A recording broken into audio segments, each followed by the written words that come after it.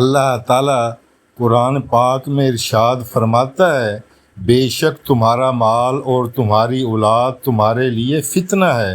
اقرا medical complex کے بانی خربوں پتی ڈاکٹر شاہد صدیق کو ان کے اپنے ہی بیٹے نے قتل کروا دیا۔ وہ باپ جس نے اس کو ناز و نام سے پالا، دنیا کی ہر دولت اس کے قدموں میں نچھاور کی۔ قریبی ذرائع سے پتہ چلا کہ مقتول اپنے قاتل بیٹے، جس کی عمر صرف 24 سال ہے، عبدالقیوم کو 5 لاکھ ماہانہ دیتا تھا۔ بیٹے نے بعد میں مطالبہ کیا کہ میرا خرچ 10 لاکھ ماہانہ کیا جائے۔ ماں اور دادی کی سفارش پر بیٹے نے یہ فرمائش بھی پوری کی۔ اب بیٹا 30 لاکھ ماہانہ طلب کر رہا تھا۔ بیٹے کی ابھی شادی بھی نہیں ہوئی۔ باپ کا ماتھا ٹھنکا کہ تمہارے اتنے خرچ کیوں ہیں؟ اس سے پہلے باپ نے بیٹے کی فرمائش پر پڑھنے کے لیے بیرون ملک بھیجا۔ تعلیم کے لیے بھی بیٹا اپنے چچا زاد کی ہرس میں گیا۔ وہ بھی مشترکہ کی جائیداد میں شامل تھے۔ جب ان کے بچے تعلیم کے لیے بیرون ملک جا سکتے ہیں تو مجھے بھی بھیجیں۔ ماں اور دادی نے بھی پرزور سفارش کی کہ بیٹے کو تعلیم کے لیے باہر کے ملک بھیج دیں۔ وہاں اس کی دوستی ایشیائی کمیونٹی کے امیر ترین طبقے کے لوگوں سے ہوئی۔ اس 24 سالہ لڑکے نے اپنے باپ کا تاثر یہ دیا کہ جیسے وہ کسی راجہ مہاراجہ کی اولاد ہے۔ باپ کا پیسہ خوب عیاشیوں پر خرچ کرنے لگا، شراب نوشی شروع کی، پھر آئس کا نشے پر لگا۔ باپ جو پاکستان سے 10 لاکھ ماہانہ خرچ بھیج رہا تھا، بیٹے نے 30 لاکھ کا مطالبہ کر دیا۔ اسی دوران اس کے گینگ کے کسی بندے نے سوشل میڈیا ایپ کے ذریعے اس کی ملاقات پاکستان میں ایک سٹیج اداکارہ سے کروا دی۔ اس کے بعد اس اداکارہ سے تعلقات قائم ہوئے۔ اس کی فرمائش پوری کرنے کے لیے اس نے اپنے باپ سے ماہانہ 30 لاکھ کا مطالبہ کر دیا۔ باپ نے بیٹے سے کہا کہ تمہاری فیس تک میں پاکستان سے بھیجتا ہوں، تمہارے خرچ اتنے کیوں زیادہ بڑھ رہے ہیں؟ تم پاکستان واپس آ جاؤ۔ بیٹا عبدالقیوم پاکستان واپس آ گیا۔ باپ نے اسے بہت سمجھایا کہ تم جس سوسائٹی میں بیٹھتے ہو یہ ٹھیک نہیں، اسے چھوڑ دو، لیکن آئس کا نشہ استعمال کرتے ہوئے بیٹے کو یہ بات بالکل سمجھ نہ آئی۔ اس اثنا میں اس کی محبوبہ نے 13 کروڑ کی گاڑی کا مطالبہ کر دیا۔ سفاک قاتل بیٹے نے اپنی محبوبہ سے وعدہ کیا کہ وہ اس کی خواہش ضرور پوری کرے گا، چاہے اسے باپ کی لاش سے بھی گزرنا پڑے۔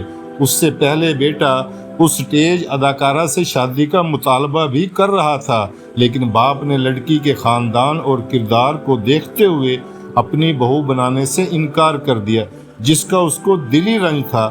پھر اس 24 سالہ بیٹے نے باپ سے جائیداد کے حق کا مطالبہ بھی کیا۔ باپ نے اسے پیار سے سمجھایا، اس کو بری صحبت سے بچانے کے لیے اس کے دوستوں سے بھی مدد لی۔ انہی دوستوں میں سے ایک اس کا دوست شہریار بھی تھا۔ شہریار نے اسے مشورہ دیا کہ جائیداد کے حصول اور لڑکی سے شادی کے لیے باپ ہی کو راستے سے ہٹا دیا جائے۔ اس کے دوست شہریار نے اس کی ملاقات اجرتی قاتلوں سے کروا دی۔ 2 کروڑ میں قتل کا سودا طے ہوا۔ قاتل کو 50 لاکھ ایڈوانس دیے گئے، باقی کی ادائیگی کا وعدہ قتل کے بعد دینے کا ہوا۔ اسی اثنا میں سفاک بیٹا شوٹرز کو باپ کی نقل و حرکت کی خبر بھی دیتا رہا۔ جس وقت باپ قتل ہوا اس کو 14 گولیاں لگیں۔ بیٹا وہاں پر موجود تھا۔ CCTV کیمروں میں ساری تصویریں آ گئی ہیں۔ بیٹے نے رونے دھونے کا بھی وہ ڈرامہ رچایا، باپ کا جنازہ بھی خود پڑھایا۔ جنازے کے دوران تکبیرات بھی غلط پڑیں۔ اپنی حرکتوں سے پولیس کی نظروں میں تھا۔ بہت جلد ہی پنجاب پولیس نے جدید بنیادوں پر تحقیق کر کے ملزم کو پکڑ لیا۔ قاتل بیٹے نے اس کو ایک سیاسی قتل کا رنگ دینے کی بھی کوشش کی۔ پولیس کو یہ تاثر دیا کہ والد کو کچھ دنوں سے سیاست چھوڑنے کے لیے دھمکی آمیز کالیں موصول ہو رہی تھی، لیکن اللہ تعالیٰ کو اس سفاک بے حس درندہ صفت بیٹے کا پردہ فاش کرنا تھا۔ 100 قاتل جلد ہی پکڑا گیا۔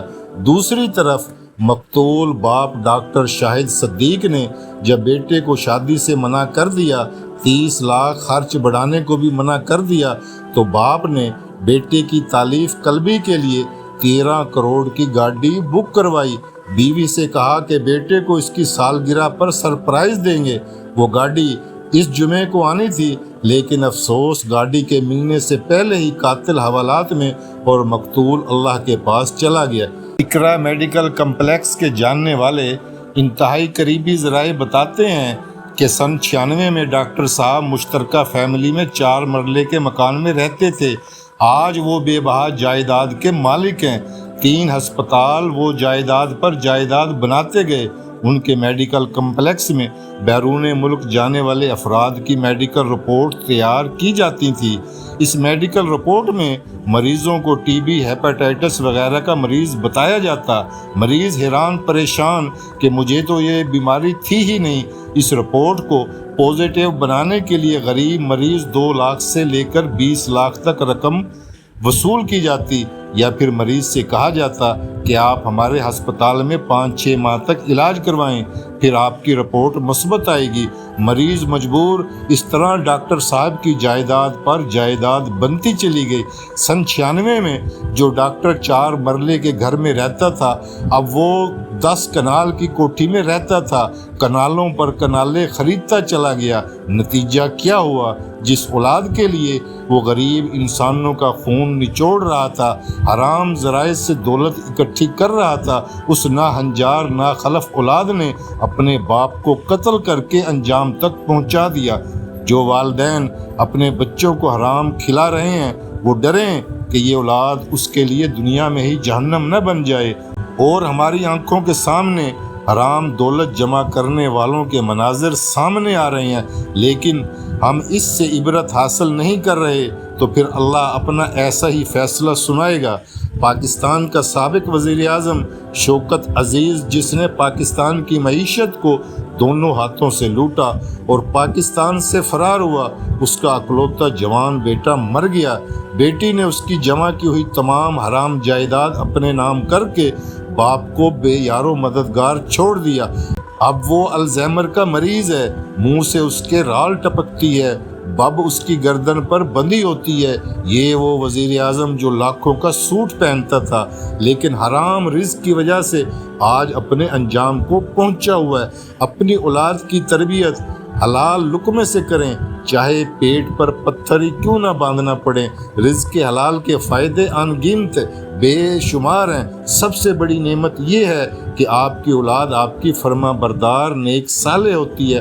اپنی اولاد کو دنیاوی مال و دولت ہی نہ دیں، اس کو وقت دیں، اس کی تربیت کریں، اس کا قرآن سے، دین سے اور اسوہ رسول صلی اللہ علیہ وآلہ وسلم، اہل بیت اور صحابہ کرام رضوان اللہ علیہم اجمعین کی فکر و فاقہ سے بھرپور زندگیوں سے رشتہ مضبوط کریں۔ بات اچھی لگی ہو تو آگے بھی ضرور شیئر کرنا۔